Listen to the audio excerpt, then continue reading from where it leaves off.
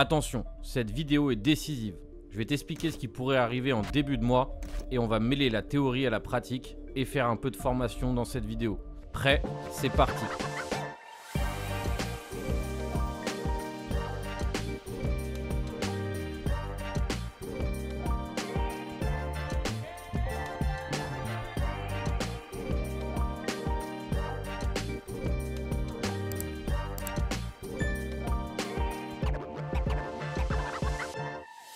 Bonjour à tous l'équipe, bienvenue sur la chaîne Captain Trading et comme chaque dimanche, on va essayer d'analyser les marchés, de se préparer pour la suite, de scénariser ce qui pourrait arriver et enfin se forger ce qu'on appelle un plan de trading détaillé avec ce qu'on appelle des invalidations. Mais cette vidéo est relativement importante, pourquoi? Parce qu'on va voir à la fois de l'analyse, on verra le Bitcoin, je vous garde Ethereum pour la fin, attention c'est très intéressant, on fera un cas pratique avec ce qu'on appelle un plan détaillé de comment on prend un trade de A à Z. On fera de la trading review. Pourquoi de la trading review? Parce que je trouve que c'est relativement intéressant de revenir sur des trades qui ont été pris. Et on ne va pas faire que des gagnants. On va faire une trading review d'un trade gagnant et d'un trade perdant pour essayer de voir ensemble finalement qu'est-ce qu'on aurait pu faire avec ce perdant. Est-ce que ça valait la peine de perdre? Est-ce que ça valait la peine de tenter le trade? Et oui, on apprend aussi énormément de ces perdants, mais on apprend aussi de ces gagnants pour savoir aussi si on aurait pu drainer un peu plus le trade ou pas. Alors voilà le programme. Tout d'abord, on va se faire un petit point macro technique ultra rapide. Alors pourquoi ultra rapide? Parce que c'est très simple. Tout ce qui concerne les marchés traditionnels, ça se passe dans le Discord avec notre expert en marché tradi qui lui fait une revue de marché 2 fois par semaine où il va rentrer en détail de tout ce qu'on doit savoir sur les obligations, sur les indices US, sur les actions intéressantes, sur le Forex. Et ce qu'on a pu avoir cette semaine, c'est une rétractation de l'ensemble du marché, à savoir les indices qui ont légèrement aussi corrigé cette semaine. Indices US principalement, moi je m'intéresse principalement à eux, c'est eux les plus corrélés on va dire au marché crypto. Donc rien de particulier pour moi, RAS, on est toujours dans ce qu'on appelle de la consolidation avant un prochain move. Alors ce mois-ci est relativement important parce qu'on va avoir la vraie réunion du FOMC et on va savoir enfin si oui ou non on va avoir une baisse des taux. Normalement c'est déjà relativement pricé, mais on aura surtout un programme sur la suite des baisses des taux.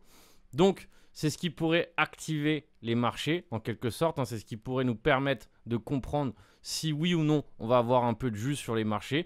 Et c'est là que je lance un débat sur cette vidéo. Alors vraiment, construisez une réponse, c'est très important qu'on puisse débattre ensemble. Moi, je vais vous donner mes arguments, mais donnez-moi les vôtres. Est-ce qu'on a établi un top de marché pour ce trimestre ou en tout cas pour les prochains mois? Si oui, pourquoi? Sinon, pourquoi? Alors répondez à la question avec des arguments et faites comme si vous avez joué votre scénario. Est-ce qu'on est sur un top de marché sur les cryptos ou pas? Et je vous invite à répondre avec quelques arguments au moins s'il vous plaît. Alors ça va être très intéressant de lire le débat en live dès mardi, voir un peu les réponses qui ont été apportées sur ce débat et on pourra enfin ensemble en discuter. Alors on va commencer cette analyse par le BTC qui nous a fait une semaine un peu folle.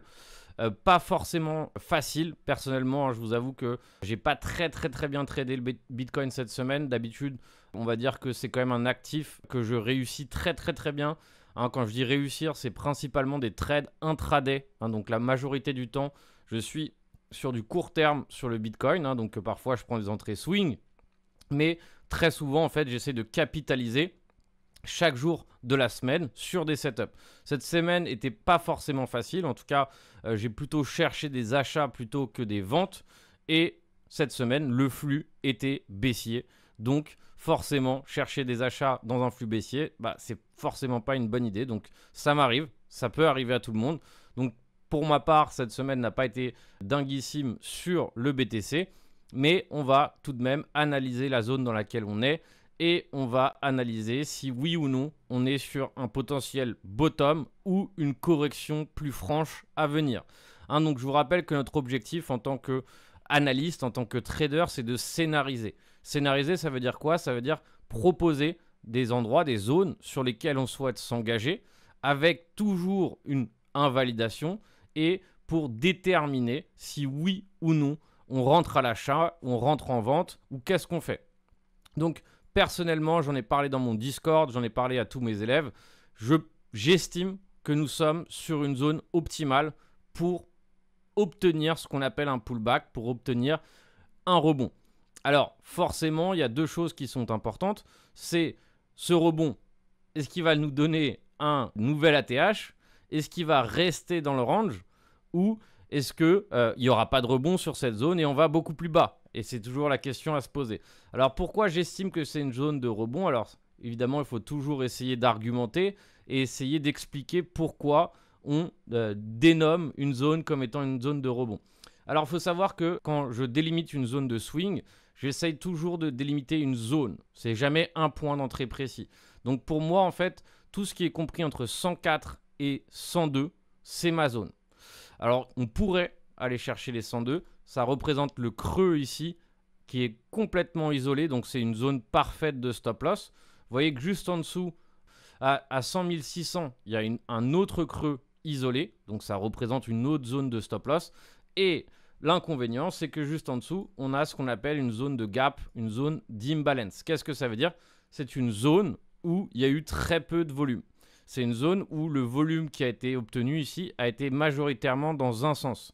Ce qui veut dire que si on récupère ou on revient chercher cette zone, ça va forcément décoiffer, ça va forcément faire péter des stop loss, etc. Et donc, on pourrait y aller très rapidement si on y va. C'est pour ça que moi, la zone sur laquelle on se trouve actuellement, j'estime que c'est une zone à forte probabilité. Si on prend ce creux à ce sommet, je vous rappelle que j'ai un tuto complet sur Fibo et son utilisation sur la chaîne, donc n'hésitez pas, un tuto version 2025, vous allez pouvoir retrouver énormément d'informations sur le sujet. Eh bien, on est pile poil sur la zone des 78,6, 0,70. Donc c'est pour moi ce que j'appelle la zone optimale de retracement. Sur le RSI, on est sur une consolidation, on revient sur la zone neutre. C'est un endroit parfait et idéal pour se poser afin de reprendre de l'énergie pour un autre mouvement. Ensuite, si on regarde les volumes profile, on est sur une zone à fort volume. Je vais juste prendre la même zone de retracement de Fibo, mais avec les volumes profile. Et là, vous voyez qu'on est sur une zone à fort volume.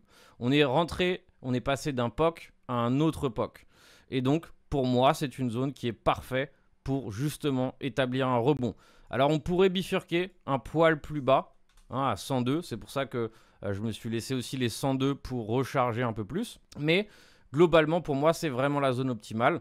Personnellement, j'ai une invalidation très proche des 100 000. Pourquoi? Parce que si on continue au-delà des 100 000, enfin si on commence à percer les 100 000, c'est là que ça pourrait dégoupiller et aller très vite vers le bas. Donc c'est pour ça que de mon côté, voilà, je cible plutôt un rebond tout de suite ou une correction plus profonde. Et dans ces cas-là, il faudra que je me réengage plus tard en ayant perdu ce que je me suis lancé comme engagement ici. Ça arrive, c'est l'objectif du risk management. C'est-à-dire que quand on tente une entrée, quand on prend une entrée parce qu'on a des critères, il y a un moment où notre entrée elle est invalidée et on reprend la même idée plus tard peut-être. Ça arrive parfois qu'on vienne chercher par exemple de la liquidité un poil plus bas, qu'on réintègre, que notre idée se soit faite invalider et que finalement notre idée reprend jour. Et dans ces cas-là, il faut faire ce qu'on appelle une reprise et on reprend. Et c'est pas grave, parfois il y a plusieurs tentatives.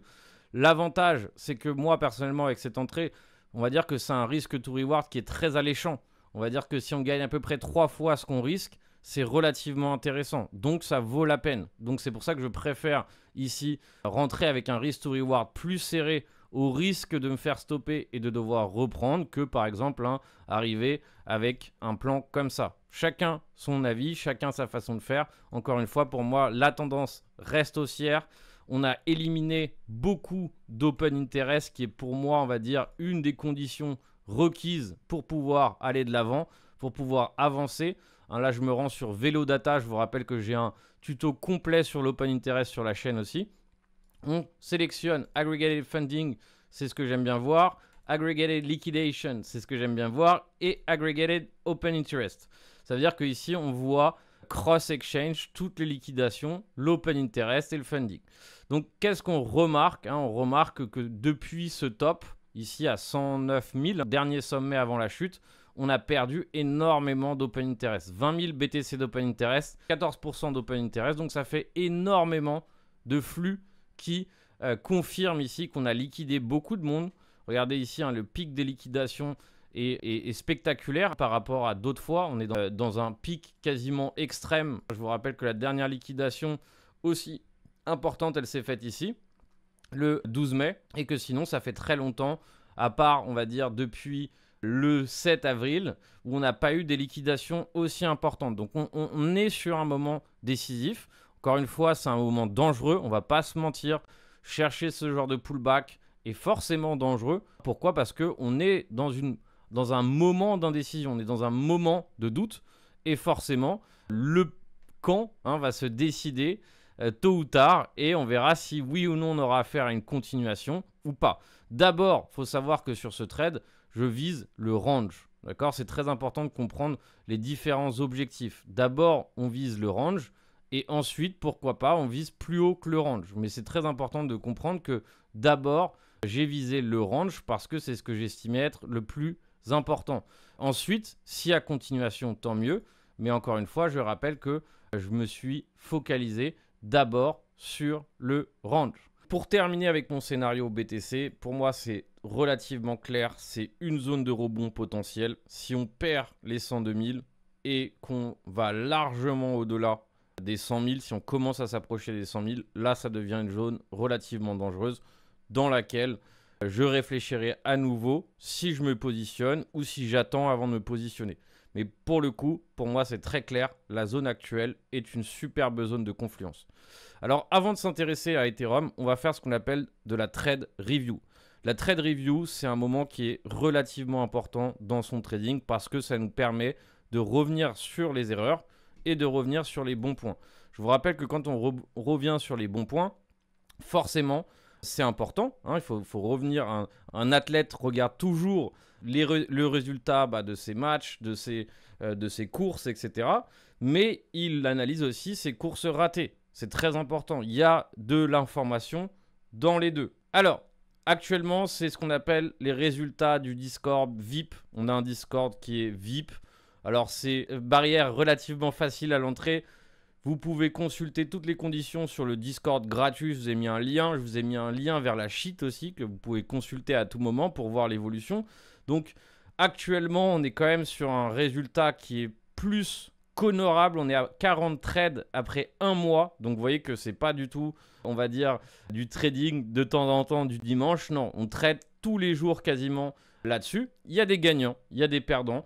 D'ailleurs, le win rate est à 65%, donc ça reste une rate qui est relativement élevée. On a un R moyen qui avoisine les 1, donc on est à 0,84 actuellement. Je suis en train de bosser assez durement pour rallonger le win rate. Mais vous voyez que ces deux statistiques communes nous donnent des résultats qui sont complètement dingues parce qu'on est quasiment à plus de 30% sur le wallet. Alors attention, là ce qui est relativement intéressant, c'est que je vous ai mis deux types de résultats.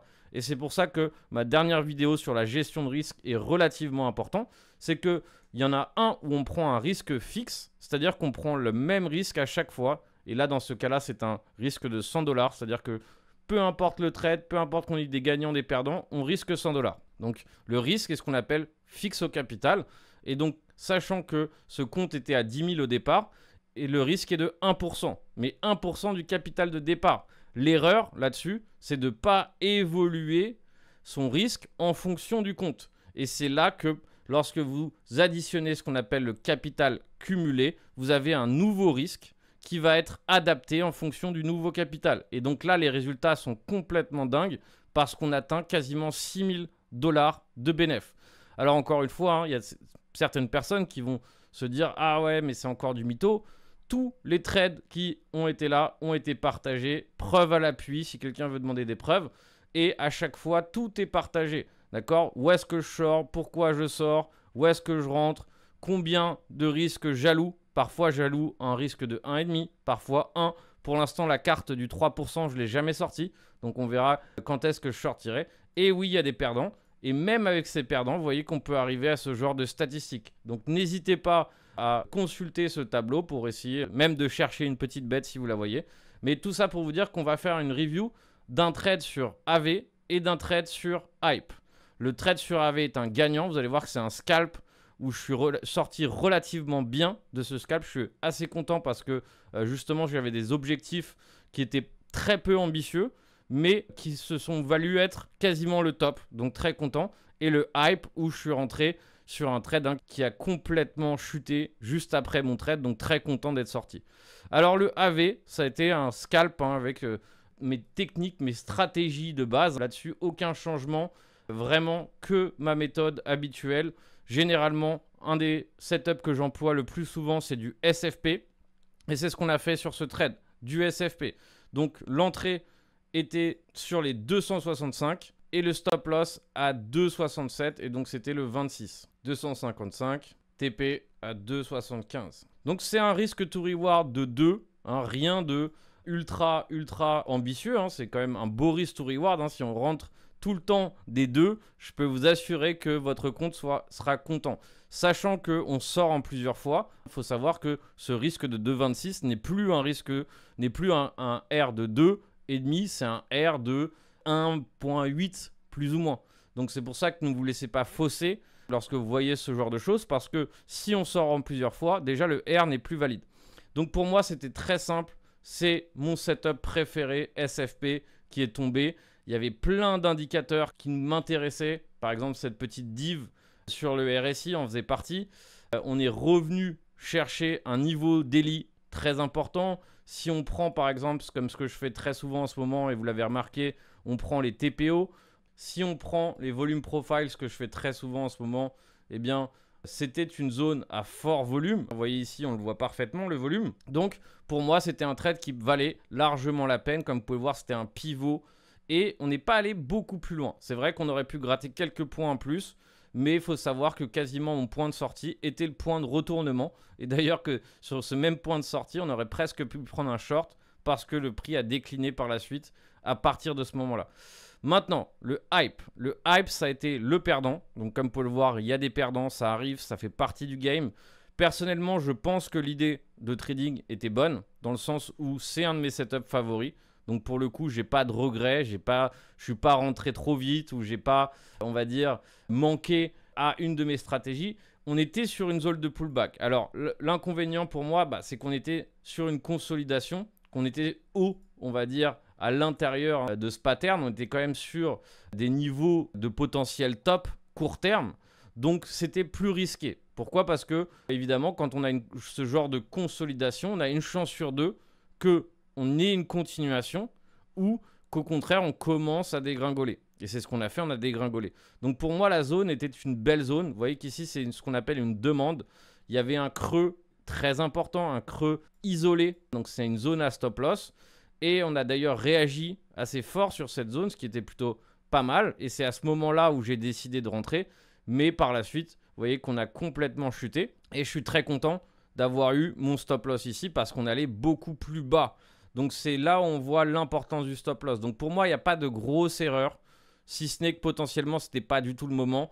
Et aussi que le reste du marché était en train de flancher à ce moment-là. C'était la fameuse journée du FOMC. Donc il y a eu pas mal de déclins. Et donc forcément, ce n'était pas une bonne idée peut-être d'appuyer sur le bouton buy à ce moment-là. Mais ça fait partie du jeu. Il y a des pertes, il y a des perdants, il y a des très beaux trades, il y a des moins beaux trades. Et lui fait partie des perdants sans aucun doute. Donc n'hésitez pas, vous pouvez avoir accès à ce genre de cas pratique tous les jours. Toutes les infos sont dans le Discord. Et on va passer à l'analyse d'Ethereum qui pour moi reste l'actif le plus chaud du moment et risque d'être encore l'actif le plus chaud du moment. Alors je vous explique tout là-dessus sur mon raisonnement, sur ma façon de penser. On va voir, c'est peut-être aussi un mauvais moment, ça peut être le moment où Ethereum va top et on va rechercher les 1008, 1007. Tout est possible sur un marché financier, tout est strictement possible. C'est pour ça que je vous invite toujours à partir du pire. C'est-à-dire, qu'est-ce qui se passe si vraiment les 1700 sont retouchés pour Ethereum? Est-ce que vous perdez tout? C'est pas grave. Est-ce que vous perdez un petit pourcentage de votre capital? C'est tout ce genre de questions qu'il faut se poser à chaque fois. Donc, bien que je sois haussier, bien que mon biais soit en faveur d'une continuation et d'aller chercher les 3000, 3002, malheureusement, comme tout le monde, je peux me tromper. Et donc, c'est pour ça que c'est très important de se préparer au cas où on se trompe et non pas au cas où on a raison. Parce que si on a tous raison, c'est super facile de planifier sur ses gains, sur son capital qui va exploser. Non, faut réfléchir si on a tort. Donc, si je regarde et qu'on regarde le THBTC, il est ultra intéressant pour l'instant. Et pour ma part, pour moi, ça ressemble plus à un pattern de réaccumulation que de distribution. Mais comme tout type de pattern week-off, on peut tout à fait assister à en fait une distribution. C'est-à-dire que les patterns week-off fonctionnent très bien quand la price action est lancée. Là, pour l'instant, pour moi, on a une prise de liquidité relativement importante. On est potentiellement en train de dessiner un creux au-dessus du précédent et donc potentiellement une continuation. Et si c'est le cas, si on a ça, eh bien oui, Ethereum va chercher les 3002. N'hésitez pas à donner votre avis. Personnellement, en tout cas, c'est mon plan, c'est mon idée moyen terme. Elle peut mettre du temps à se mettre en place. Comme vous le savez peut-être, dans le Discord, on a partagé une entrée à 1004 en spot et en swing aussi pour les futurs, hein, pour ceux qui ont suivi. Donc, on a amplement la place de se donner raison. Pareil, on est rentré à 1008 aussi à nouveau. Donc, on a largement la place de se donner raison. La semaine dernière, on est rentré aussi sur Ethereum et vous avez eu le plan direct en live. On est venu chercher la résistance et on est à nouveau proche du point d'entrée. Ça fait partie du jeu, ça fait partie du swing. Je vous l'ai évoqué aussi lorsque j'ai posé le plan. Mais en tout cas, je me suis payé une première fois sur la résistance. Maintenant, je laisse le plan se mettre en place. En fonction de ce que je vais voir cette semaine, je vais mettre une recharge. Si je vois qu'on va se diriger à nouveau vers la résistance parce qu'on est déjà venu taper 3 fois dedans. Donc, joli rejet. Hein, là-dessus, c'est un textbook rejet. On ne peut pas faire mieux, plus beau ou plus moche que ça en termes de rejet. C'est pas beau pour l'instant. Mais on est toujours dans ce pattern d'accumulation. Si on regarde ici toutes les bougies sur Ethereum, elles sont toutes méchées. On voit qu'il y a toujours des mèches vers le haut actuellement sur Ethereum. Ce qui nous montre que pour l'instant, il y a encore de l'accumulation. Et ça se voit par ces mèches. Si on prend les volumes profile et les TPO, comme promis, on va se faire un petit tuto sur les TPO. Alors, à quoi ça sert les TPO? Les TPO, c'est le temps qu'a passé le prix sur des niveaux. Et ça, ces TPO, ils sont relevés chaque jour. Donc, c'est des niveaux institutionnels qui sont très importants. Vous rendez dans indicateur, vous rendez dans données techniques. Donc, ça, c'est malheureusement disponible, je crois, que pour ceux qui en Abo Pro. Et vous mettez opportunité time price. Et on va se diriger sur le 30 minutes parce que c'est comme ça qu'on lit les TPO.